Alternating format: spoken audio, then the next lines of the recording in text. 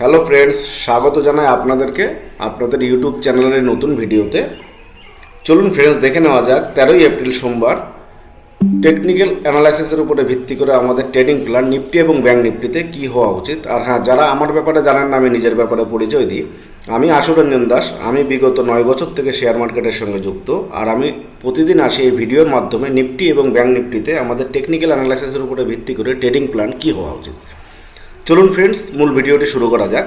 তা নিফটি যেহেতু 24,050-এর কাছাকাছি আমাদের শুক্রবার ক্লোজিং প্রাইস ছিল, তাহলে সেহেতু আমাদের প্রথমে আগে উইকলি ক্যান্ডেলটি দেখে নিতে হবে উইকলি ক্যান্ডেলটি কী ফর্ম হয়েছে। তো উইকলি ক্যান্ডেলটি আমরা এখানে দেখলে বুঝতে পারবো যে উইকলি ক্যান্ডেলে কিন্তু একটি বাইং পজিশন এখানে হয়েছে। তার কারণ হচ্ছে লং বাইং হয়েছে। তার কারণ অনেক দিন পরে আমাদের যুদ্ধকালীন পরিস্থিতিতে আমরা দেখতে পাচ্ছি যে প্রায় লগভগ 45 দিন পরে আমাদের এফআইএস বাইং করেছে প্রথম। তাই এর জন্য খুব মার্কেটে বুলিশ সংকেত পাওয়া যাচ্ছে। তা মার্কেট বুলিশ সংকেত খুব পাওয়া যাচ্ছে। তা সেখানে উইকলি ক্যান্ডেলে আমরা সাপোর্ট আর রেজিস্ট্যান্স জোনটা আগে দেখে নেব। তো উইকলি ক্যান্ডেলে সর্বোচ্চ সাপোর্ট আমরা দেখতে পাচ্ছি 22,200-র পাশাপাশি, কিন্তু এখান থেকে সুন্দর একটি ব্রেকআউট দিয়েছে উইকলি ক্যান্ডেলে, যে আমি আগের ভিডিওতে আলোচনা করেছিলাম যে আমাদের একটি আয়ারল্যান্ড প্যাটার্ন তৈরি হয়েছে। আয়ারল্যান্ড প্যাটার্নটি যদি সাপোর্ট অথবা রেজিস্ট্যান্স ভাঙে, সেখানে একটি বড় মুভ আমরা ক্যাপচার করতে পারি। তো সেক্ষেত্রে আমরা দেখতে পাচ্ছি যে নিফটিতে উইকলি ক্যান্ডেলের সাপোর্ট রয়েছে 22,200-র কাছাকাছি, আর উইকলি ক্যান্ডেলে আমাদের রেজিস্ট্যান্স রয়েছে 24,400-র কাছাকাছি আমাদের স্ট্রং রেজিস্ট্যান্স। তা সেখানে একটা সুন্দর মুভ ক্যাপচার করা যায়। তা চলুন ফ্রেন্ডস, এবার দেখে নেওয়া যাক ডেলিতে আমাদের ক্যান্ডেলটা কী ফর্ম হয়েছে। কেননা উইকলি যখন 7 দিন হয়ে যায়, তখন 7 দিনে একটি বার কিন্তু উইকলি ক্যান্ডেলে তৈরি হয়। এখন যদি আমরা ডেলি ক্যান্ডেল দেখি, এখানে ডেলি ক্যান্ডেলে আমরা দেখব যে হায়ার হাই হায়ার লো এখানে তৈরি করছে। ডেলি ক্যান্ডেলে খুব সুন্দর ডেলি ক্যান্ডেলও আমরা ব্রেকআউট পাচ্ছি। তা ডেলি ক্যান্ডেলে আমাদের সাপোর্ট চলে আসছে 23,700-র পাশাপাশি ডেলি ক্যান্ডেলে, আর উইকলি ক্যান্ডেলে ছিল 21,200। এখন ডেলি ক্যান্ডেলে চলে আসছে আমাদের 23,700-র কাছাকাছি ডেলি ক্যান্ডেলের সাপোর্ট। আর রেজিস্ট্যান্স আমরা দেখলে এখানে লক্ষ্য করলে দেখতে পারবো যে 24,400-র কাছাকাছি ডেলি ক্যান্ডেলেও আমাদের রেজিস্ট্যান্স ফলো করা যাচ্ছে। তাহলে এই মতো অবস্থায় আমাদের ট্রেডিং প্ল্যান সেটা কীভাবে করা উচিত, চলুন ফ্রেন্ড, তার জন্য টাইম ফ্রেমটি আমাদের একটু ছোট করে 15 মিনিটের টাইম ফ্রেমে চলে আসতে হবে। 15 মিনিটের টাইম ফ্রেমে যখন আমরা আসবো, তখন আমরা নির্দিষ্ট পয়েন্টগুলো এন্ট্রি এবং এক্সিট পয়েন্টগুলো আমরা সুন্দরভাবে মার্ক করতে পারবো। তাহলে চলুন দেখে নেওয়া যাক। নিফটি 24,050-এর কাছাকাছি ক্লোজিং প্রাইস, নিফটি যখন সেটেল হয়েছে তখন 24,050-এর কাছাকাছি ছিল। তাই এই মস্ত অবস্থায় নিফটি আমরা বাইং পজিশন কখন করতে পারি? নিফটি যখন 24,065-র ওপরে একটি 15 মিনিটের স্ট্রং গ্রিন ক্যান্ডেল ক্লোজ হবে। নিফটি যখন 24,065-র ওপরে যখন 15 মিনিটের একটি স্ট্রং গ্রিন ক্যান্ডেল হবে, সম্ভাব্য আমাদের আপার সাইডে প্রথম টার্গেট হওয়া উচিত 24,100। আপার সাইডে আমাদের প্রথম টার্গেট হওয়া উচিত 24,100 এবং সেকেন্ড টার্গেট হওয়া উচিত 24,190। সেকেন্ড টার্গেট হওয়া উচিত 24,190।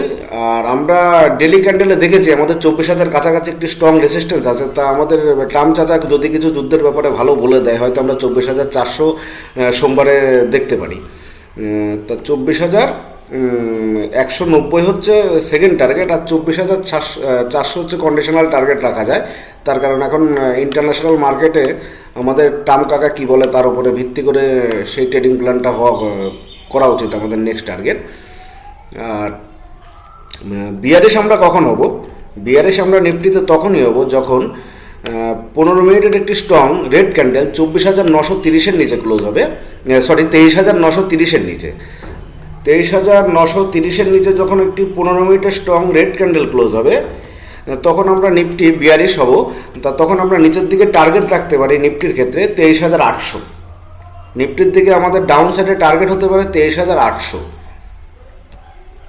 23,800 আমাদের নিফটি ডাউন সাইডে টার্গেট হওয়ার সম্ভাবনা আছে। আর আপার সাইডে 24,065-র উপরে 15 মিনিটের স্ট্রং গ্রিন ক্যান্ডেল ক্লোজ হলে তাহলে প্রথম টার্গেট হওয়া উচিত আমাদের 24,100 এবং সেকেন্ড টার্গেট হওয়া উচিত আমাদের 24,190। যেহেতু নিফটি একটি গ্যাপ আপ হয়েছে সুন্দর করে, তা গ্যাপ আপ হওয়ার পরে এটা কিন্তু স্ট্রং রেজিস্ট্যান্স হয়ে গেছে, স্ট্রং সাপোর্ট হয়ে গেছে। তা রেজিস্ট্যান্স জোনটা যদি ভাঙে, তাহলে খুব সহজে আমরা সোমবারে হয়তো এই দুটো টার্গেট আমরা পেতে পারি। তা চলুন ফ্রেন্ডস, এবার ব্যাঙ্ক নিফটিতে দেখে নেওয়া যাক ব্যাঙ্ক নিফটির এন্ট্রি এবং এক্সিট প্ল্যান আমাদের কী হওয়া উচিত। তো ব্যাঙ্ক নিফটির এখানে 15 মিনিটের চার্টে এলে আমরা লক্ষ্য করলে দেখতে পারবো ব্যাঙ্ক নিফটিও খুব সুন্দর কিন্তু ব্রেকআউট এখান থেকে এসছে। খুব সুন্দর ব্রেকআউট এখান থেকে ব্যাংক নিফটিতে আমরা লক্ষ্য করতে পারছি। তো ব্যাংক নিফটিতে আমাদের আপার সাইডে আমাদের বুলিশ তখনই হওয়া উচিত ব্যাংক নিফটি যখন 55,000 56,050, যখন 56,050-এর উপরে একটি 15 minute strong green candle close হবে। যখন 56,050-এর উপরে 15 মিনিটের একটি স্ট্রং গ্রিন ক্যান্ডেল ক্লোজ হবে, আপার সাইডে আমাদের টার্গেট রাখা উচিত 190 পয়েন্ট ব্যাংক নিফটির ক্ষেত্রে। আমি একটু স্পষ্ট করে লিখে দিই ফ্রেন্ডস, 56,050-এর উপরে 15 মিনিটে স্ট্রং গ্রিন ক্যান্ডেল ক্লোজ হবে, তাহলে আপার সাইডে আমাদের 190 পয়েন্ট। আপার সাইডে আমাদের প্রথম টার্গেট হওয়া উচিত 56,240। 56,240 আমাদের প্রথম টার্গেট হওয়া উচিত, এবং সেকেন্ড টার্গেট হওয়া উচিত আমাদের 56,450। ব্যাংক নিফটির ক্ষেত্রে সেকেন্ড টার্গেট হওয়া উচিত 56,450।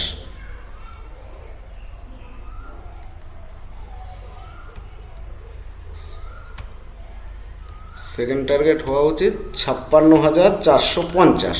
আর ডাউন সাইডে আমরা ব্যাংক নিফটি বিয়ারিশ কখন হবো, যখন 55,500-র নিচে একটি স্ট্রং 15 মিনিটের রেড ক্যান্ডেল ক্লোজ হবে।